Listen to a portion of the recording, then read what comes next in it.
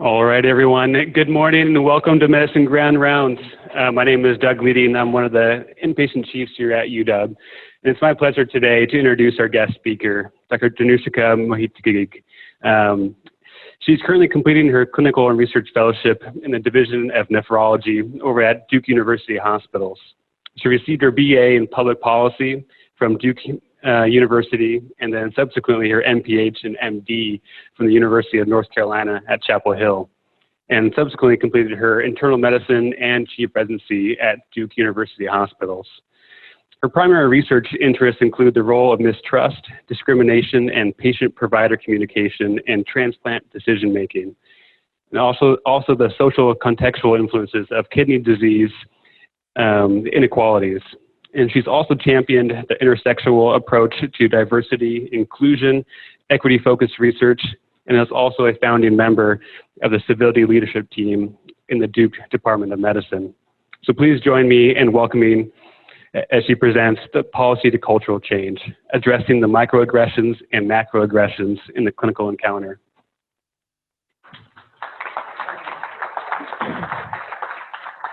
Thank you all so much for being here and for this incredible invitation to do this. I'm really honored to be able to present some of the work that we've been doing at Duke over the last several years as we combat bias, discrimination, and harassment. And true to Grand Rounds form, I want to start with a case presentation. A 55-year-old woman comes into clinic for a visit to establish care with her primary care physician. And after meeting the medical resident, who is not white, she states that she wishes to see only, quote, American doctors. She requests to see a supervisor and asks why there are so many, quote, second-rate Black and brown providers at this clinic. This incident is unfortunately modified from a true story at Duke from one of our residents, and it was dozens of stories just like this that motivated the content of this talk today. In this case, explicit racism and xenophobia guided a patient's request for a different physician, creating a challenging climate for that trainee as well as for the supervising attending. Refusal of care because of who you are as a person may be a deeply painful and traumatic event for the person on the receiving end. A less frequently discussed but equally important fact is that this kind of incident often challenges a bystander or a supervisor and creates a learning environment that is also incredibly difficult.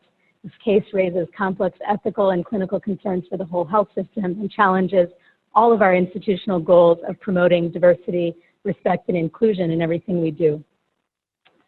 So in today's talk, I want to address each of these questions. First, is this an isolated event? What is the national data on the prevalence of these kinds of incidents? How would you respond to this comment made by this patient, and how might that be different if a physician or another provider was making these comments or remarks about another colleague? What tools can help guide the response to this?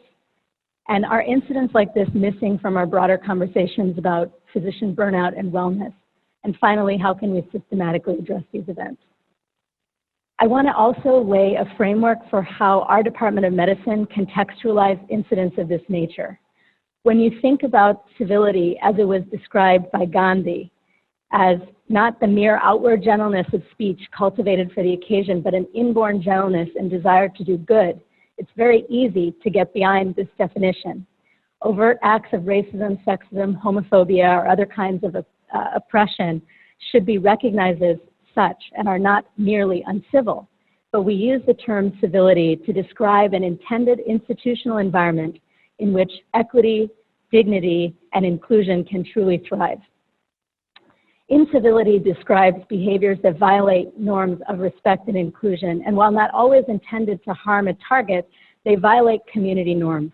There are multiple people impacted by uncivil acts, including a target, an instigator, and often bystanders, and there is a potentially dangerous cycle that's perpetuated by acts of incivility, which can exacerbate an underlying problem.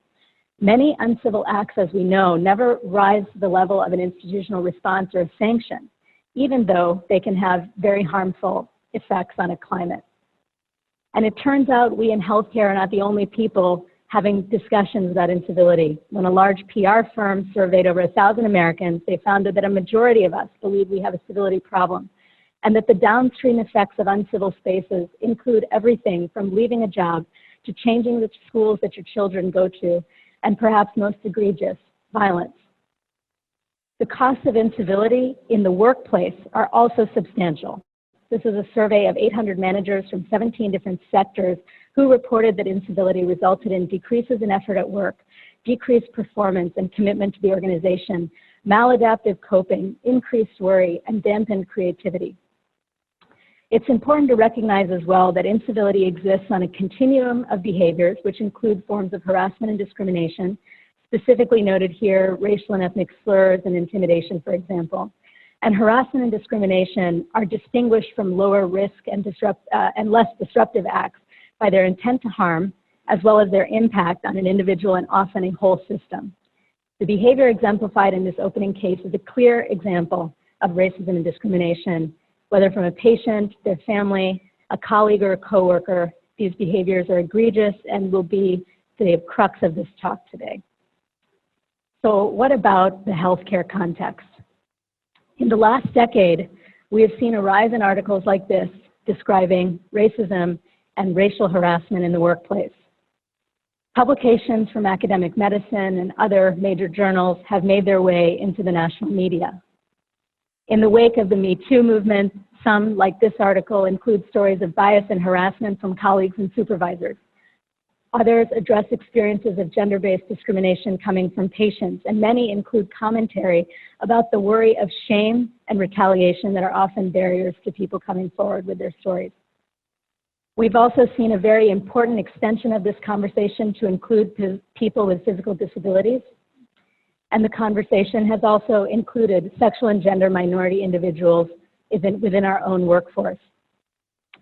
And fortunately, we've seen a rise in perspective pieces like this one from JAMA Internal Medicine calling for full-on culture change and emboldening providers to start to address bias and harassment head-on. And to top all of this off, we have had a landmark publication from the National Academies of Medicine calling for broad prevention efforts. So how prevalent is discrimination and harassment during training after all? This is the only systematic review describing harassment and discrimination from a variety of sources, including patients and supervisors, and across several countries, including the US, Canada, the UK, Japan, and Pakistan. And the prevalence of all-cause harassment experienced during residency was 63.4% in 19 studies, which included a total of about 11,000 residents. The prevalence of harassment towards students was about the same. There was a greater prevalence of harassment toward persons of color and female-identified trainees, which is not particularly surprising.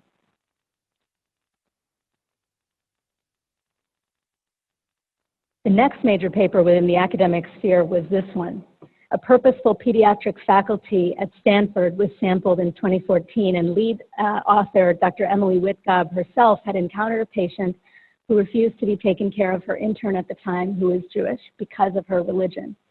The faculty she surveyed were asked how they would respond to incidents of families discriminating against trainees because of their gender, their race, and their religion.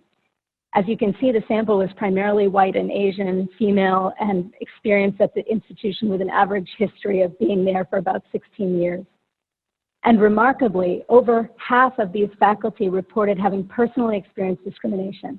Nearly 90% had witnessed it and felt the need for more faculty development, yet only 30% or so had received any training in this area. And there are four really important themes that emerged from this study of faculty responses to discrimination toward a trainee. The first notable step that this group agreed upon is assessing the illness acuity, and I'll touch on that later. Another theme that the faculty mentioned was this idea of depersonalizing. So this means that when an incident like this occurs, a trainee listens to that comment and says, this is about this patient's bias, this is not about me, and sort of moves on. As we know, that can be exceedingly difficult, so I want to focus on these other two steps, particularly the cultivation of a therapeutic alliance. And according to these faculty, this means that identifying, naming, and validating an experience underlying a comment is important. This is based on the fact that sometimes what a patient may be saying is motivated by fear or anxiety, and this theme highlights what makes reckoning with these incidents so challenging. Dr. Atul Gawande eloquently captured this critical principle of our practice. In the New Yorker, a few years ago, he tells this story about a challenging patient encounter in which an incarcerated man he was seeing with his chief resident had been particularly vile to the chief's resident, so much so that she had to leave very appropriately. And Dr. Gawande goes on to describe how he named the patient's feelings of anger and frustration. The patient eventually opened up to him and told him how hard things had been for him in prison, and they were able to build this therapeutic alliance. This may be an exceptional case, and really is, but it is with this that he captures something that we're all committed to and something that makes this conversation so hard to have. Fundamentally, in his words, is the fact that we believe that a CEO and a person experiencing homelessness with the same disease process deserve the same chance at survival. So how does this apply to us? Dr. Gawande says when a person is a real threat, you have to walk away and do so very carefully. But we need systems and practical tools to handle these situations and to empower individuals, including bystanders, residents, and others, to feel supported and that their humanity is also valued. Importantly, all of these strategies need to be sort of disseminated throughout the health system to all of the other people engaged in patient care. The Stanford group and Dr. Gawande talk about exploring concerns to help cultivate this therapeutic alliance, and we strive to do this every day, whether we're having a conversation about a treatment decision or advanced care planning. If a request is simple and not tainted with animus or bias, it may be possible to do this. But one of the most important actions as a target of discrimination or as a supervisor or bystander is to reinforce this concept of bidirectional respect. We should feel empowered to reiterate our core values, our desire to cultivate a meaningful therapeutic partnership to improve health, and importantly, we should be able to stand firmly behind institutional commitments to diversity and inclusion and equity. We need clear language that can be utilized to set these boundaries. This is the #1 thing that most of our faculty and trainees have said that they really want, because in the moment it can be so hard to respond. So one can imagine saying something like this: we would like to do everything we can to help you. We respect your rights and want to partner with you to improve your health, but we don't use harmful language like that here. We ask that you show respect to our providers, all of whom are highly qualified and committed to excellent care.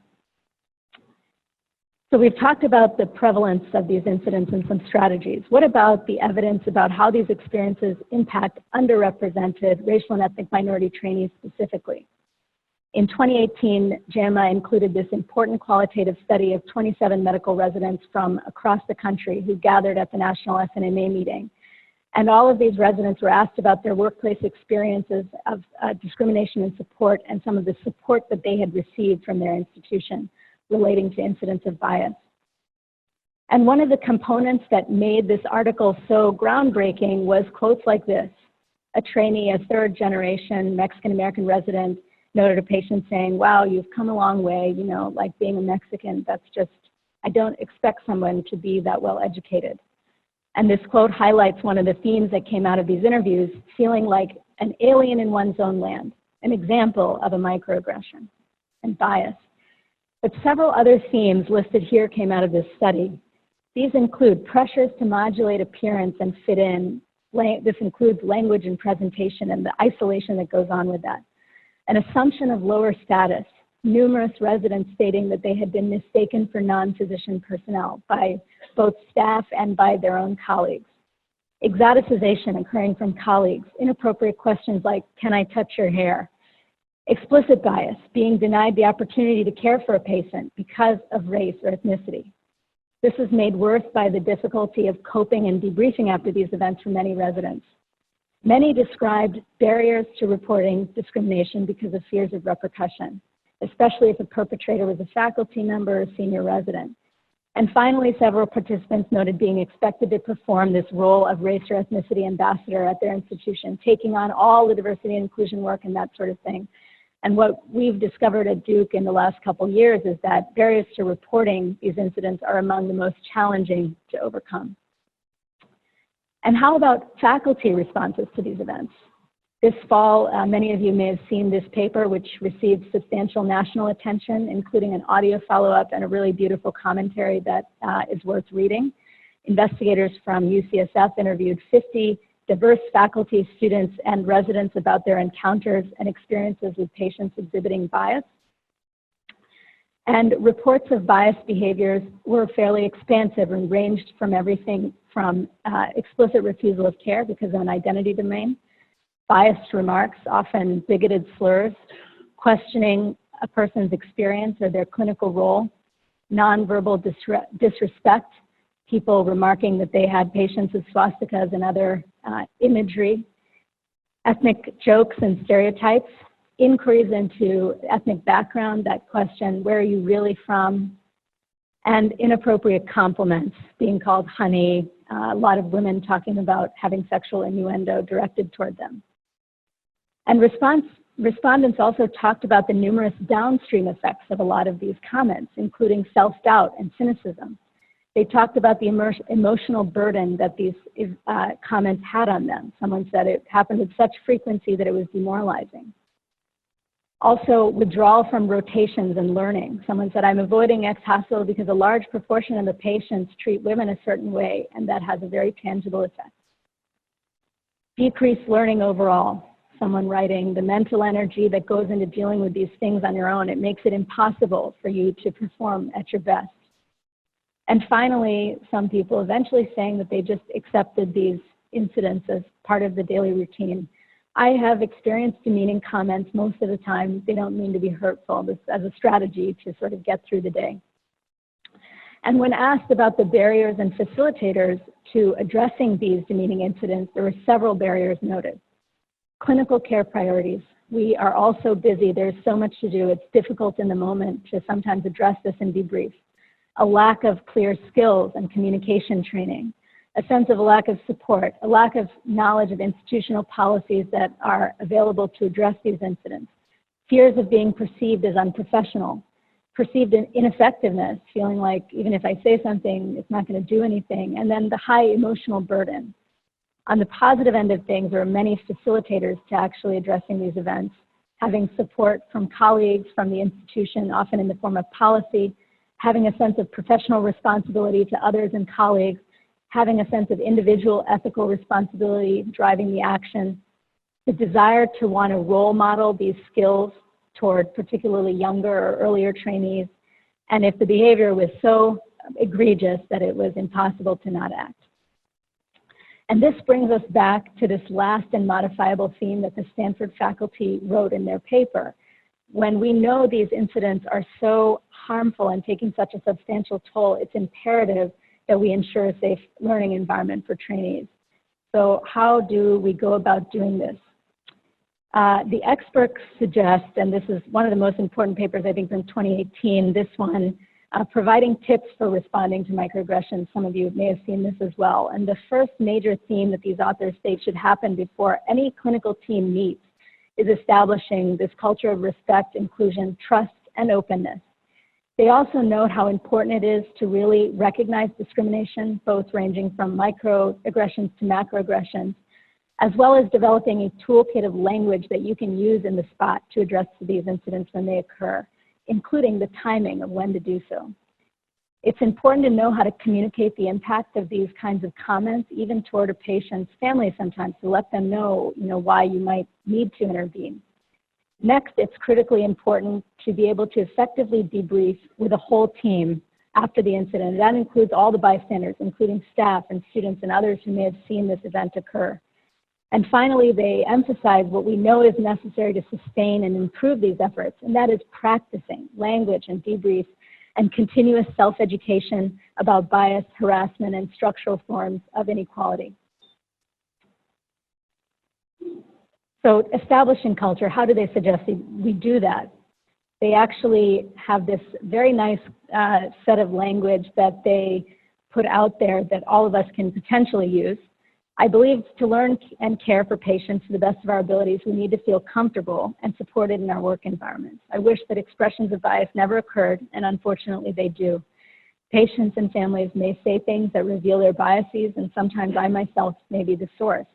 I want to know when you're not feeling comfortable or supported, and I hope you will teach me as I teach you. It's something to be said potentially at the beginning of every clinical team meeting. Talking about incidents of discrimination or harassment coming from patients and their families is in part so challenging because it unearths this delicate balance where we reconcile the privilege and responsibility of patient care with our own constitutional right to work in a place that is free from discrimination.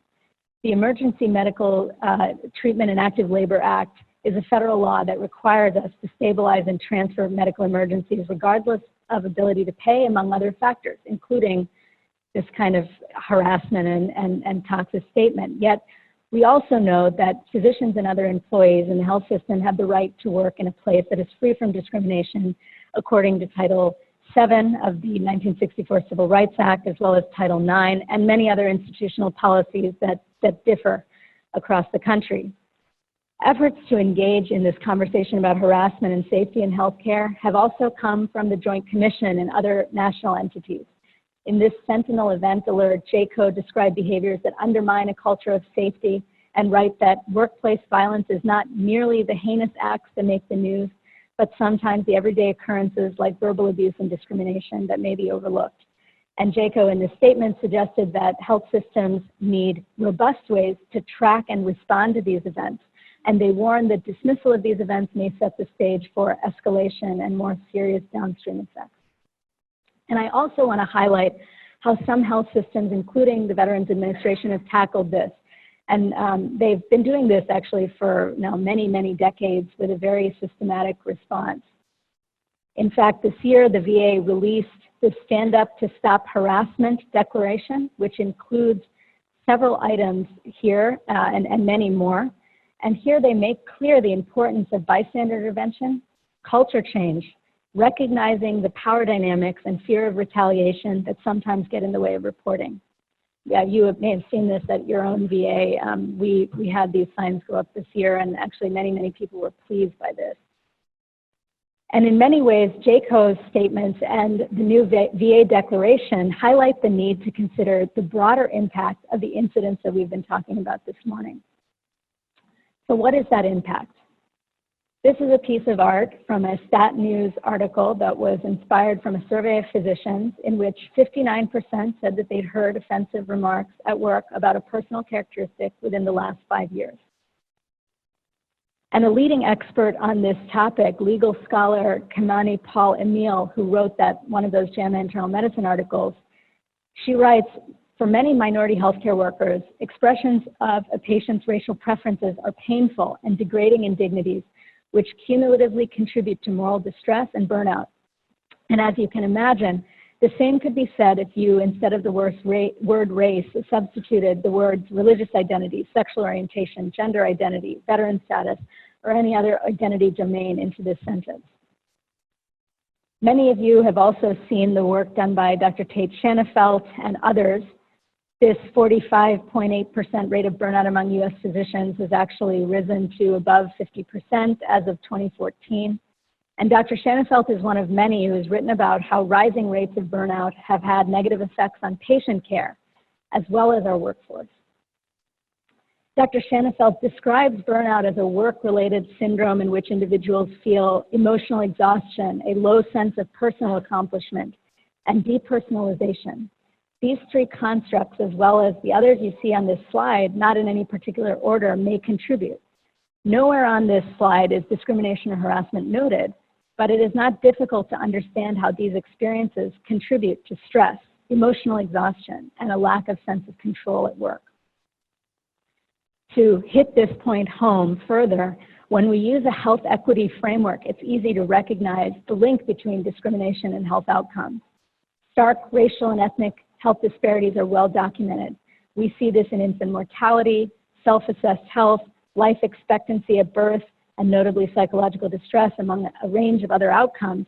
Yet controversy remains about the source and the explanations of some of these inequities. And as you can see above the red box, there are also well-documented disparities in wealth, unemployment, health insurance, which are critical but not the only contributors, as we know. This Lancet piece distills the evidence from multiple studies showing the multifactorial and multi-level effects of inequity on health. The Flint, Michigan water crisis is an example of environmental, economic, and racial inequity with downstream effects on health. Disparities in healthcare access are documented across race, ethnicity, SES, and multiple other domains. The well-documented targeted marketing of health-harming products, including tobacco and alcohol, in certain vulnerable communities has important contributions to disparities, as we know. stereotype threat is a well established in the social psychology literature and is a situational stress where people from minority and underrepresented groups feel themselves to be at risk of conforming to negative stereotypes that are describing their social group, and this may lead to a lot of anxiety and distress. And finally, and most relevant to us, is this understanding that psychosocial stressors, including discrimination and harassment, contribute to health. And if you understand discrimination regardless of the identity domain that it's targeting as a psychosocial stressor, this makes a lot of sense.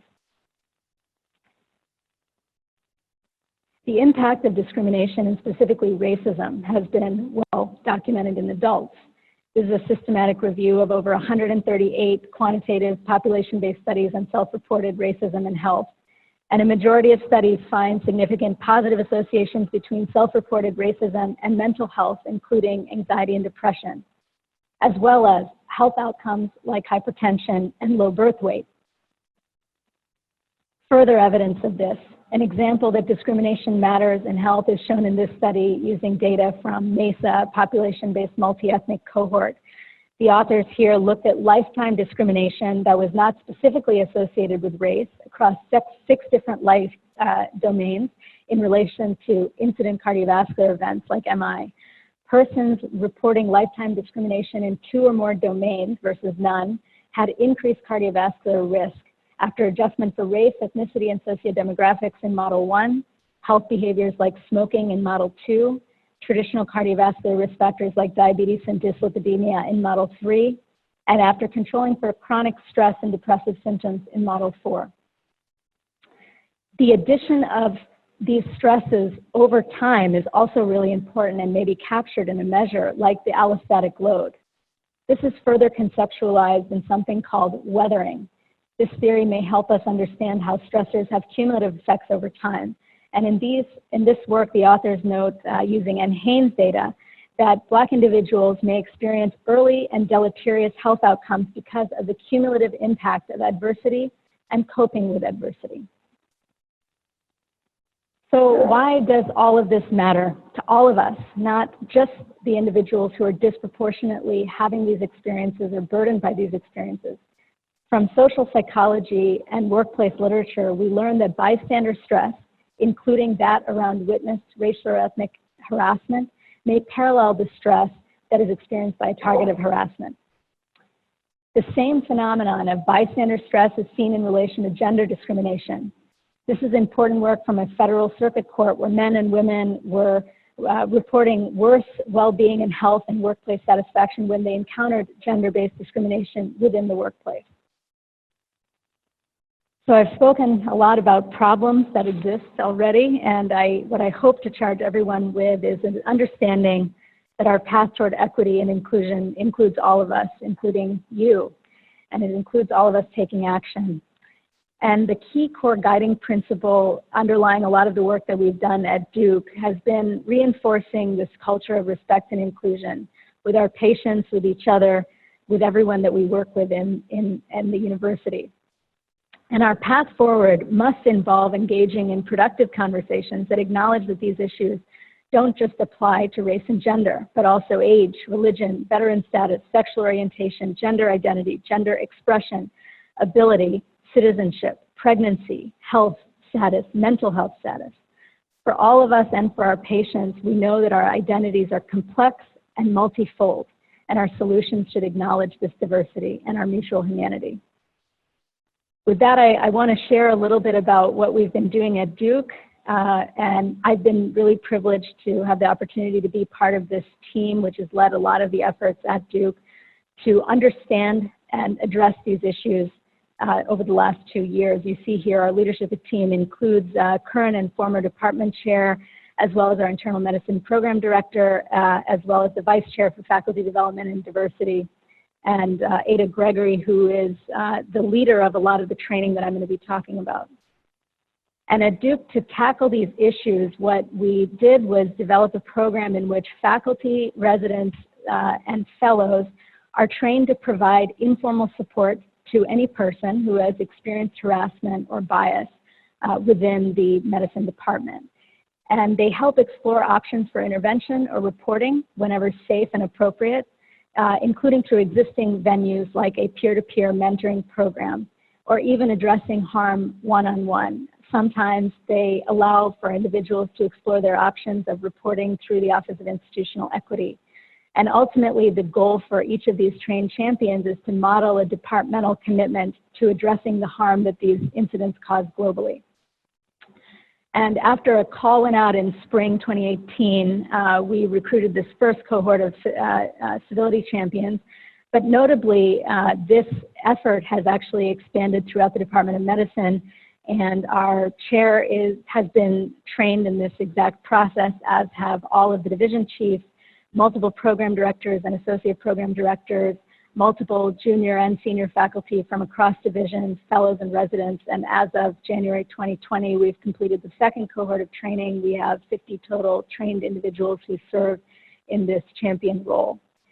And so what is this champion role? What does the training involve? With the guidance and facilitation of Ada Gregory, who directs the Institute for Ethics at Duke, champions participate in a multi-hour case-based training focusing on a few key items. The main issues that are dealt with during the training are how to get the story, how to listen reflectively. There's a lot of focus on bystander intervention and active listening, exploring options and resources for intervening, and restorative practice. And so what is this restorative practice concept? This is actually a survivor-centered accountability strategy that is designed to give people who are directly harmed by these incidents an opportunity to share their experience, share what a repair, what might look like, and carry out the repair if you are a responsible party. And the focus, again, is on this harmed party, and the primary questions that are asked during these conversations are, what impact has this had on you and others? And what needs to happen to make this right? The three items that we continue to explore and work on are reporting tools for trainees to report these incidents when they occur, real time. We're also working on building some scripts and tools for responding with appropriate language. As you know, it's really helpful to practice in the moment exactly what you might say when you are a bystander. And importantly, we're striving to establish an expectation that when these incidents of harassment or discrimination occur, that targeted individuals and bystanders feel safe and comfortable reporting, knowing that they're supported by an institutional climate that supports fairness and safety. And before opening the floor for questions and conversation, I want to leave us with 4 aspirational pillars from the National Academy's report. Striving to move beyond compliance and toward prevention really requires culture change and taking on each of these challenges, which are incredibly difficult. Thank you so much for your time. I think it's a nice opportunity to have a discussion with you and take any questions that you all may have.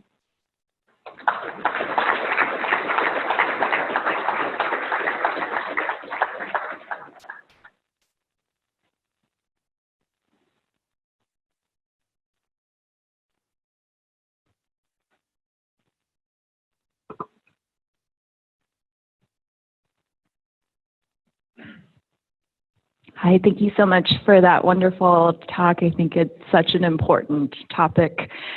My name is Alice, and I'm one of the residents who is part of a resident diversity committee here at UW. And one of the things that I wanted to ask was, it's really important, I think, in our own group to provide a safe space for especially trainees to share incidents and experiences of microaggressions or sometimes macroaggressions. How has your team and Duke sort of built a place which simultaneously provides safe space and also one of transparency, so that sort of information can be transferred to all levels of the institution? Yeah, that's a great question. So to be honest, before creating the Civility Champions program, there was a year-long process of gathering stories from residents. So actually all of the residents, this was during my chief year, multiple residents gathered themselves to talk about, one, the kinds of the range of experiences that they've had, the impact of those experiences, and what would actually improve the sense of well-being and a sense that they had institutional support. And so they were actually part of the process of coming up with this, are part of this solution. And after that resident meeting, actually, the chair for diversity and faculty development gathered a whole bunch of faculty as well as fellows and others to talk about what this would look like on an institutional level. And during all of these meetings, I think a lot of folks, even faculty, junior faculty, said exactly what you said, that there need to be safe spaces, and often there's a hesitation to report because of worry about what effects it would have for promotion and tenure and all of these kinds of things. And so what we ended up settling on is this process where there's always, of course, an institutional avenue, right, at all of our institutions through offices of equity, et cetera, to formalize the complaint, right, and let it kind of go up whatever pathway it does. But separate from that, these champions are trained to be you give a call, you send an email, you say, this thing happened, I want to be able to talk about it. And with that person, then explore the best avenue to pursue. That may be different for every person. So instead of just making, again, an assumption that this happened, we need to do X, it's asking that person what makes sense given the circumstances.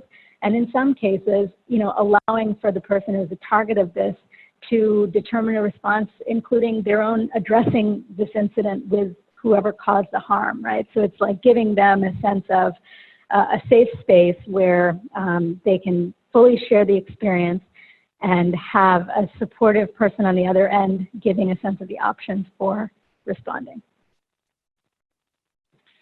Hi, this is Leo Morales. I'm over here, and I serve as Chief Diversity Officer for the School of Medicine.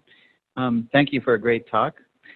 My question is about, have you discussed these issues with nursing staff?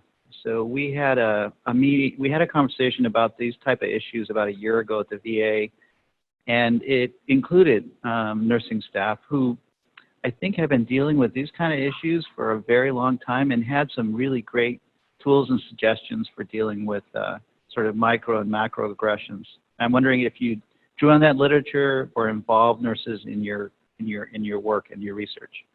Thank you so much for that question. That it is critical. Most of the work actually around civility came from the nursing literature. Actually, they have, exactly as you pointed out, I think as a group and workforce entity have been not only dealing with this, but sort of coming up with processes to address this earlier than this conversation expanded into the physician community, if you will. So yes, one of the nice things that happened through the process of doing this, we had to kind of take two different approaches, one at Duke and one at the VA. But the VA has a pretty robust system of responding to this, with nurse managers having language and a set of processes that they follow when this kind of incident occurs. And so yes, we did learn from them. And one of the things that is now happening is trying to incorporate some of this bystander training and the language and the, kind of the direct response when these things happen into simulated patient training modules, both in the School of Nursing and in the School of Medicine and PT and all of the other health affairs workforce. Hi, my name is Sarah Kim. I'm back here, and I'm the Associate Dean for Educational Quality Improvement. My office oversees the medical school accreditation. So one of the top challenges in our medical school in terms of medical students' experience in the clinical learning environment is mistreatment. And the top three categories that we were cited for by LCME is offensive sexist comments, public humiliation, perception of lower grades due to gender, race, and ethnicity. So my question is, to what degree has your system-wide intervention sort of triggered a positive ripples out into student or resident experiences with attendings or other team members? In what way is your focus on patient care actually creating a larger impact on the overall learning environment? That is a wonderful question. A very tough question. So this, honestly, started these efforts in the Department of Medicine mainly based on our resident experiences. And at that time, we thought the best purview was to kind of stay focused on that and didn't really delve into the School of Medicine arena. Our School of Medicine leaders addressing these exact issues you brought up are actually doing side-by-side in some ways parallel but distinctly different training for the students on these exact issues. So bystander training, training for faculty in how to respond when they are the bystander, and through a culture of and social determinants course that all the medical students take, I think a lot of folks are getting exposed to the fact that these incidents may, again, occur not only in the patient and clinical encounter, but also with faculty, et cetera.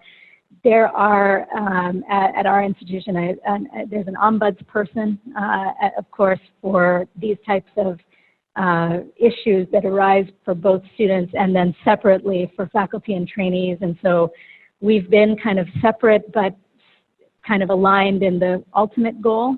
I will say that this has sparked more collaboration across departments. So I ended up doing this talk in pediatrics and in psychiatry, and every department has sort of said, we have our own specific needs. We're going to tailor this to what our needs are, recognizing that each climate has its own challenges. And that has been a pretty effective strategy, actually.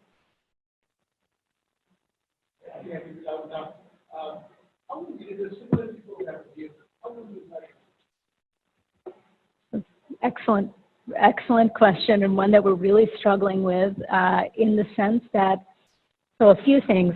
All of us do these AAMC climate surveys on burnout and a sense of inclusion, and we have internal mechanisms to do the same. And we realize that even with this program, we can't necessarily attribute any positive or negative changes in those outcomes to this kind of a program. One of the things that we're trying to do is essentially kind of capture the number of incidents that are reported to champions and get a sense of what the range of different incidents are around in terms of identity domain, et cetera, and how they were resolved. I think the bigger question that you're raising is how do we actually measure the impact of cultural change, which is so exceedingly difficult to do. I think this will be a success if people feel as though they don't need to be silent and as though there are many, many options and they have an institutional backing. How to measure that, I honestly don't know, but we've really struggled with this. I mean, even to write up this program has been, for publication, has been challenging because we didn't go at this with, we're going to look at hard outcomes. One thing I do think that might be a meaningful outcome is asking, after implementing an intervention like this, if residents and faculty know where to go to ask for help, they know how to respond, and if they feel that they understand the institutional policies that support them better, that would at least be a win. Hi. Thank you for the talk. I always appreciate when someone's kind of illuminating these things. My name is Dan Cabrera. I'm one of the assistant program directors for our residency, and I work in issues around equity, diversity, and inclusion. I was curious about how you engage the people in institutions historically that hold the most power, and that tends to be older, white, cis men who are heterosexual. And I noted that in the leadership slide of the, at least who was on the pictures there, it read as maybe one white man. How do you balance, well, how do you engage who holds the most power with these efforts, and also balance not further burdening the people who are at most risk to kind of receive these, you know, bias statements, macroaggressions? That's a wonderful question. I wish that I had all of the solutions to that question.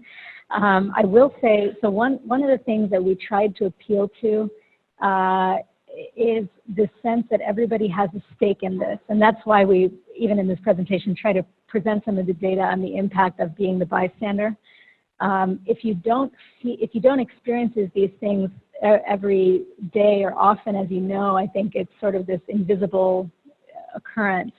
I think that we have tried to highlight this across divisions via division chiefs, as this is what is happening in the Department of Medicine. This is why this is important, sort of highlighting again the prevalence and burden of these kinds of incidents. Having buy-in from our program director, who's phenomenal, has been exceedingly helpful in this regard, as you can imagine, just kind of giving clear examples of how this trickles down to multiple levels. And then, frankly, having so much support from within the Department of Medicine leadership that's translated out has gotten the message to a lot of high-level leaders, to the point where now bystander training is something that is institutionally sort of available across units. And so I think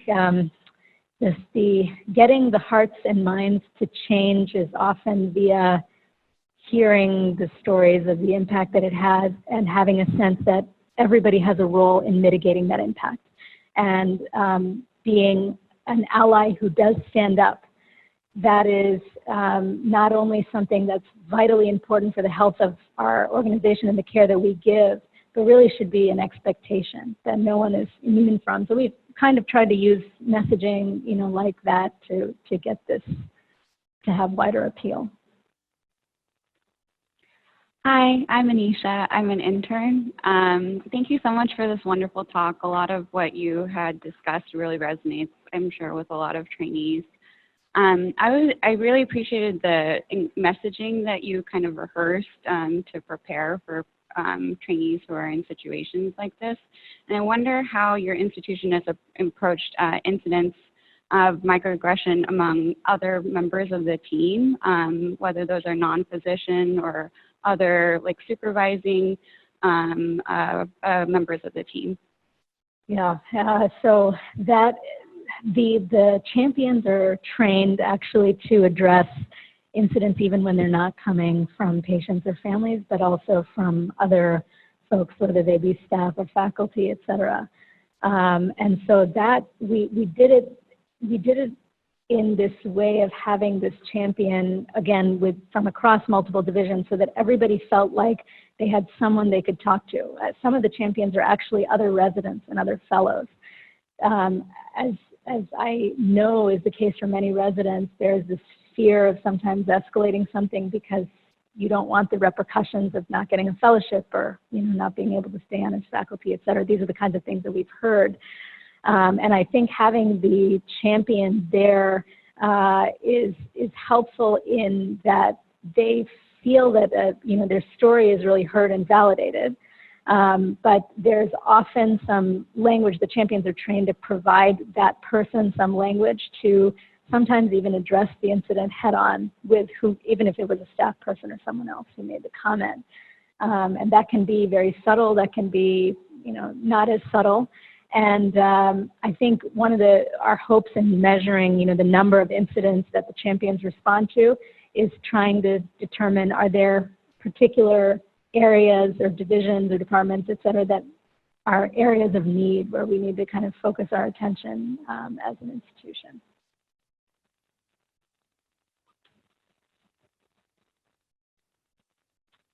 Hi, this is Allison Heald. I work as an attending in the infectious diseases / HIV clinic that is very diverse and inclusive, both in terms of the staff and the patients. Very interesting to hear your perspective from the healthcare provider.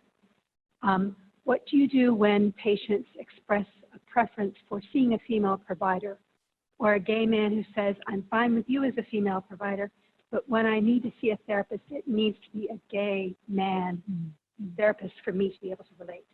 How do you incorporate that into your discussion? Yeah, wonderful question. Exceedingly difficult to answer, actually. And let me just take you to some, actually the slide that we have on this. Within the institution, there is some language around this. I think every institution, I think, handles this differently. What we have on the Duke side is this language that says that we don't, honor requests that are not tied to cultural competency, et cetera. But in reality, that practice seems to be variable across departments and divisions. I think a very clear-cut case that there's always sort of a response to the request is, a person who has experienced a sexual assault or sexual trauma who requests a gender-specific provider to do a GU exam. That is always accommodated. But on the whole, there's not been a clear, necessarily practice across all of the departments or divisions on that exact issue. And there are a lot of scholars that actually talk about the exact issue that you raised. How do we know that this is bias versus something that is merely there to enhance the therapeutic interaction via presumed cultural competence? I think my last statement, without answering this, right, is that we don't have a clear way of responding to all of those, is to say that we recognize how important diversification of our physician and other health services workforce is. This is why we need more pipeline programs, why we need to be investing so that people can mirror the experiences of our patients and reflect them back. And yet, as a person who doesn't always have the experiences of the patients that we care for, we all need to come up to the playing field with an appropriate set of skills to provide equitable care, whether that is through language that is culturally humble and a lot of other things that go on in that interaction. So we should all sort of have that expectation of rising to the occasion, regardless of our identity markers, while we simultaneously try to diversify the workforce. This question that you asked, though, it seems to be incredibly variable across healthcare settings and institutions, and even within the institutional setting itself. Hi, thanks for a great talk. I'm Marianne Overland. I'm the Associate Program Director for Primary Care, and this is an area of great interest to me. And I wanted to sort of ask you to reflect on the fact, I'm sure Duke is very similar as a huge institution, where it's one thing to have leadership buy-in and all of this, but the people who are touching our trainees aren't the program directors most of the time and aren't the chairs of medicine and the chiefs of departments. As a medical student, when I experienced harassment, I specifically asked a male attending what I should do about that, and he said, you need to take it on the chin because it's part of the job description. And that didn't sit well with me, so when I became a person of power in the institution, decided that that's not the way we're going to do things when I'm in charge. And but I'm not in charge of everybody, right? And I just wanted to reflect on the fact that last week I was invited by the cardiology and cardiothoracic surgeons at the VA to give a training on this very thing, on how do we protect our trainees from experiences of microaggressions and harassment. And 3 people showed up: a person who invited me, one person who was a friend from residency, and a man of color. No one over the age of 40. And it's, you know, so I think it's all fine to say we as an institution don't stand for these kinds of things. We're going to train people, we're going to provide opportunities, but we can't control everybody. And I know of an experience just last year where one of our residents got harassed in clinic, and the attending, who wasn't supervising her specifically but was in the room, said, you're going to have to get used to that as a woman in medicine. Just like wasn't even involved in the conversation. So I feels like shoveling shit against the tide sometimes to try to overcome these things. I wonder if you can talk about how do we impact the people who don't care or don't think this is a problem?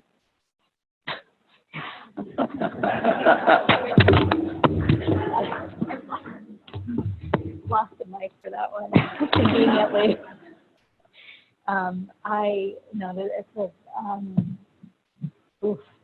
It is an exceedingly important question, and I keep coming back to this idea of like the way that we did a lot of our framing is creating something that everyone feels like they have a role and a voice and a buy-in for, recognizing that not all those folks would have been at the table otherwise, right?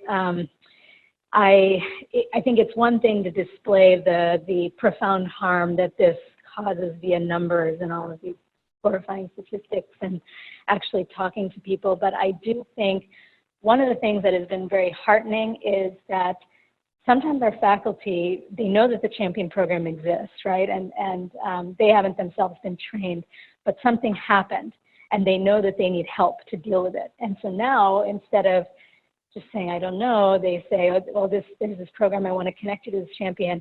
And many people have said, it feels really good to know that there is something that needs to be done. I recognize that I should go through this champion training and I want to learn how to better kind of handle these situations when they arise and develop the skills and the tools but it often takes, I think, folks who are not always experiencing this to have one or two incidents where this happens. They know how harmful or painful it is for a trainee. They investigate that, they see its impact, and they know that something needs to change, and they need to be part of that change. And that's a very hopeful answer. I think this work takes an incredibly long time to ripple out. It's very hard. It does often tax the people who are disproportionately experiencing these incidents, as we all know. And yet, I'm really heartened by particularly the response to this concept of, you know, being a bystander when these things happen.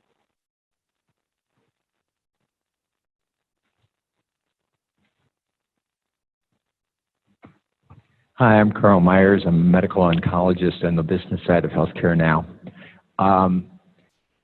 From your talk, I kept recognizing this dual responsibility, you know, whether it's patient to physician, physician to patient, you know, trainee to on all sides kind of thing.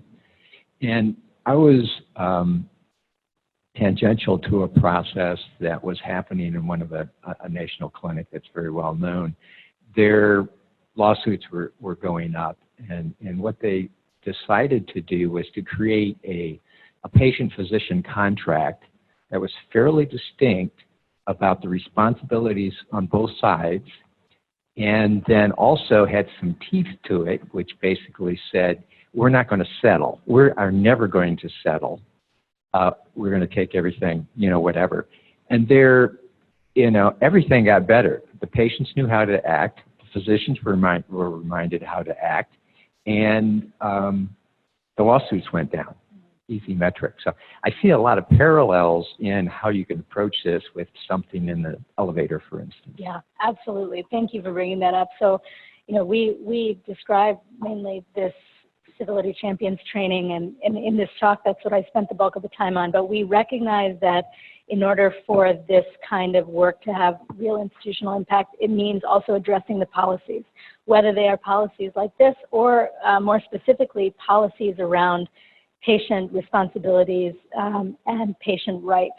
Same thing for staff and faculty responsibilities and rights, and in there very clearly articulating the kinds of bias and harassment that are not tolerated, right? So having that out there. After this, in the last year or two, there have been more signage and things like that going up on the Duke Health side, specifically telling patients and families the kinds of behaviors that will and won't be tolerated.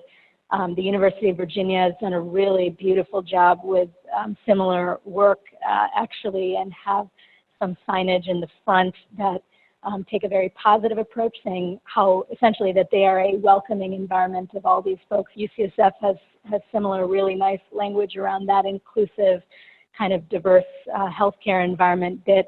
And then some institutions have gone as far as to, you know, rewrite some of the language in terms of decisions to change a provider to reflect exactly some of what you're talking about, which is that biased desires to change a provider, you know, are absolutely not tolerated, period, end of story.